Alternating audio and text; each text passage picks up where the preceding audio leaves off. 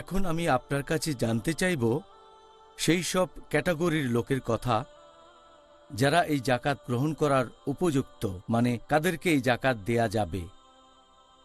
এখন আপনি কি আমাদের সেই সব ক্যাটাগরির লোকদের কথা বলবেন যারা এই জাকাত গ্রহণ করতে পারে?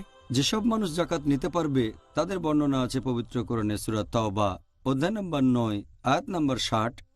1 নম্বর হচ্ছে ফুকারা, মানে যারা গরিব। 2 নম্বর হচ্ছে মাসাকিন, তার মানে অভাবগ্রস্ত। 3 নম্বর হচ্ছে আমিলুন, তার মানে যারা জাকাতের টাকা সংগ্রহ করে থাকে।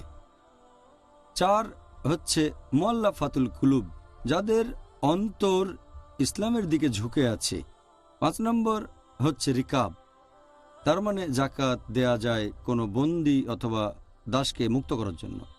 6 নম্বর হচ্ছে গারেমুন, যারা ঋণগ্রস্ত। 7 নম্বর হচ্ছে ফি সাবিলিল্লাহ, আপনি জাকাত দিতে পারেন আল্লাহ সুবহানাহু ওয়া তাআলার পথে। আর 8 নম্বর হচ্ছে ইবনে সাবিল, তার মানে ভ্রমণকারী। তাহলে পবিত্র কোরআনে এই 8 ক্যাটাগরির কথা বলা হয়েছে যারা জাকাত নিবে।